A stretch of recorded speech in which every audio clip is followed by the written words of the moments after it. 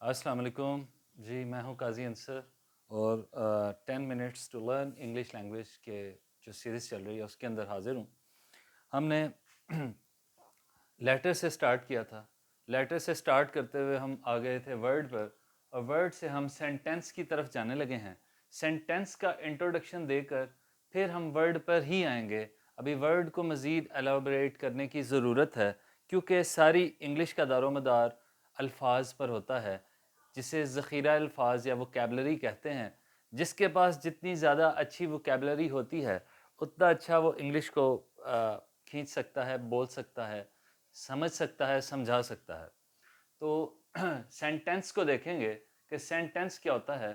तो मैंने जैसे पहले बताया था कि हरूफ को जोड़कर हम लफ्ज़ बना देते हैं और इसी तरह हम लफ्ज़ों को जोड़कर फ़िक्रों को मुकम्मल करते हैं, जिसको हम सेंटेंस कहते हैं। तो इसकी डेफिनेशन कुछ यूँ हो जाएगी। When we speak or write the words, generally we use the words in the group.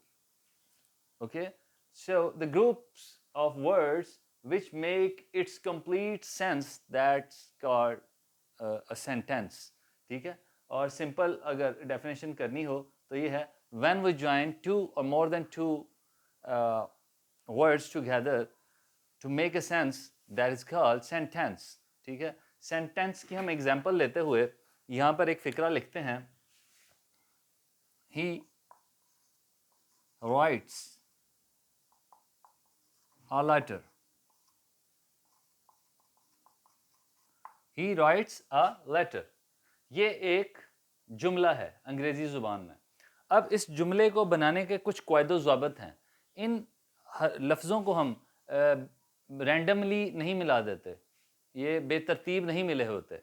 इनकी एक तरतीब है, इनको जोड़ने का एक तरीका है। उस तरीके को हम सेंटेंस बनाने के उस तरीके को हम कहते हैं ग्रामर के अंदर फॉर्मेशन ऑफ सेंटेंस। तो उसको पुट करने का जो ऑर्डर है, ऑर्डर क्या है, इसकी तरतीब क्या होगी कि अंग्रेज़ी ज़ुबान का जब भी जुमला बनाएंगे सबसे पहले हमारे पास सब्जेक्ट आएगा। फर्स्ट थिंग इज सब्जेक्ट, जो कोई भी फिक्रा बनाने के लिए ज़रूरी है। And the rest of the sentence is called the predicate. ये मैं बताता हूँ इसको मैं प्रेडिकेट क्यों कह रहा हूँ। आमतौर पर सब्जेक्ट, वर्ब, ऑब्जेक्ट, हमें ये फार्मूला बताया जाता है। सब्जेक्ट, ऑब्जेक्ट, वर्ब, ये उर्दू में और अंग्रेज़ी में सब्जेक्ट, वर्ब और ऑब्जेक्ट। ओ ऑब्जेक्ट आखिर पर, वर्ब दरमियान में, सब्जेक्ट शुरू में। ये अंग्रेज़ी जुमले की तरतीब रहती है जब भी हमने कोई जुमला अंग्रेज़ी ज़ुबान में बनाना होता है। अब सब्जेक्ट क्या होता है? कोई भी फ़िक्रे के अंदर काम करने वाला शख्स वो सब्जेक्ट होता है। वर्ब क्या होता है? जिस काम को सरअंजाम दिया जाए, जिस पे जुमला बने, वो वर्ब है। और इस तरह ऑब्जेक्ट क्या है? जिस चीज़ पर वो काम हो या जिस चीज़ के लिए वो काम हो, जिस पर अमल हो, वो ऑब्जेक्ट है। अब इस फ़िक्रे के अंदर हम ये फार्मूले के तहत देखते हैं कि सब्जेक्ट, ऑब्जेक्ट और वर्ब क्या है। इसमें सब्जेक्ट है ही, क्योंकि ही काम कर रहा है, वो काम कर रहा है। क्या काम कर रहा है? राइट्स, वो लिख रहा है। तो जो काम हो रहा है वो क्या है? Verb. So this is the verb. And काम किस पर हो रहा है? लेटर पर। वो क्या लिख रहा है? खत। तो खत क्या हो गया? ऑब्जेक्ट। और ये हो गया सब्जेक्ट। तो यही रही उसकी तरतीब, सब्जेक्ट, वर्ब, ऑब्जेक्ट। ठीक है।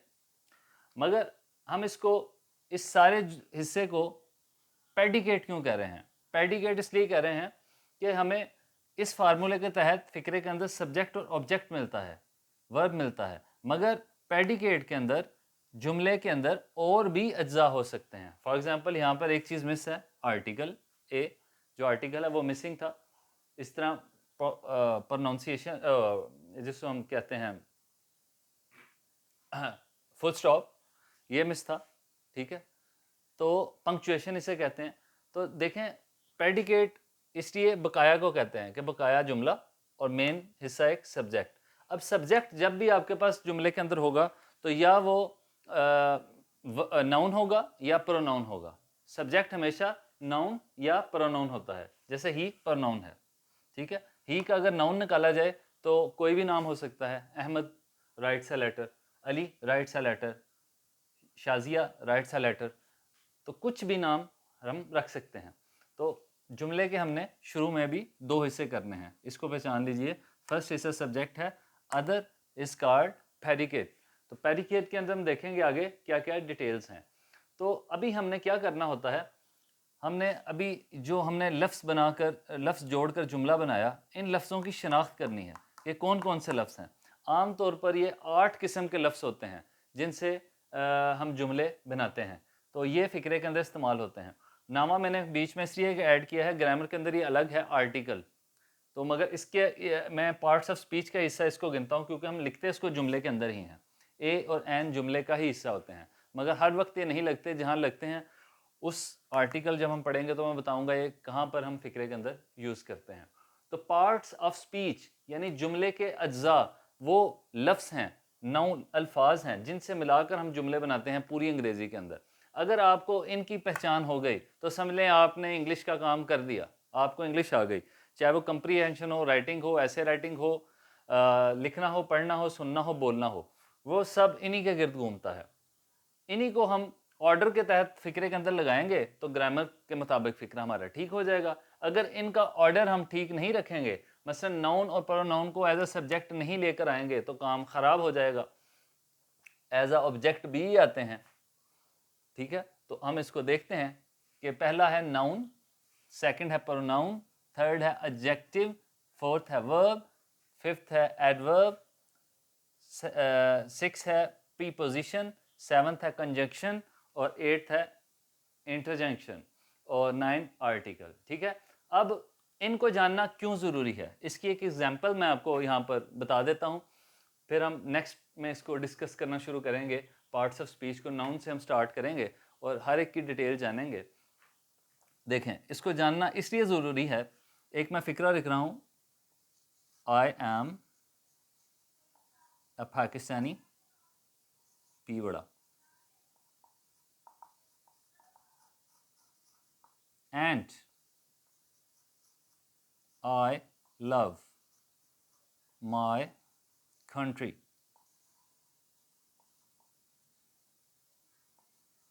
very much.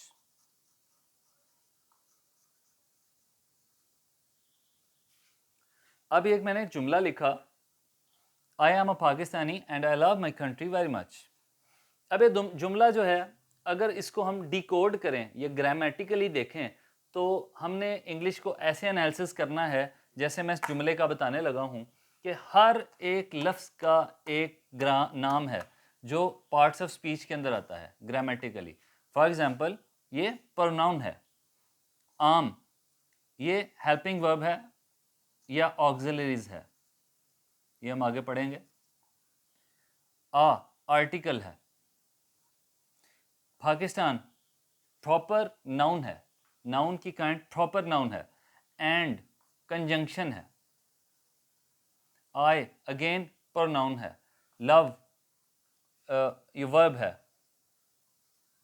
माय प्रोनाउन है, कंट्री ये नाउन है, वेरी मच ये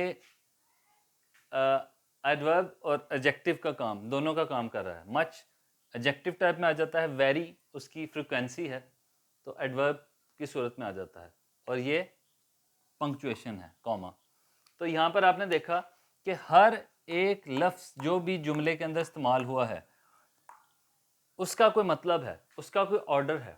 तो उस ऑर्डर को, उस उनके मतलब को समझने के लिए हमें पार्ट्स ऑफ स्पीच को समझना पड़ेगा। तो हम लफ्ज़ को जुमले के अंदर जो हम लफ्ज़ इस्तेमाल करते हैं वो इन्हीं 9 किस्म के लफ्ज़ों के अंदर से होते हैं जिनको हम ऑर्डर से लगाते हैं तो जुमला मुकम्मल होता है। अब हम इन 9 लफ्ज़ों की पहचान सीखेंगे कि कौन से लफ्ज़ हैं। ठीक है, हम फर्स्ट में डिस्कस करेंगे नाउन, फिर प्रोनाउन, फिर adjective, verb, adverb, preposition, conjunction, interjection और आर्टिकल। उम्मीद है कि जिस तरह मैं आपको बता रहा हूँ बिल्कुल ज़ीरो से इस लेवल पे जाके आपने इंग्लिश को नहीं पढ़ा होगा। हम बिल्कुल बुनियादी चीज़ें जो हैं वो उनको अभी डिस्कस कर रहे हैं। तो उम्मीद है कि आपको ये लेक्चर पसंद आया होगा। अगर आप देखना चाहते हैं कि नाउन क्या होता है और प्रोनाउन और एडजेक्टिव, तो बने रहिएगा, stay tune with my channel. Press icon जो बेल बटन है उसको प्रेस कर दीजिएगा और नोटिफिकेशन का वेट कीजिएगा। मिलते हैं नेक्स्ट वीडियो के अंदर। शुक्रिया, अल्लाह हाफिज़।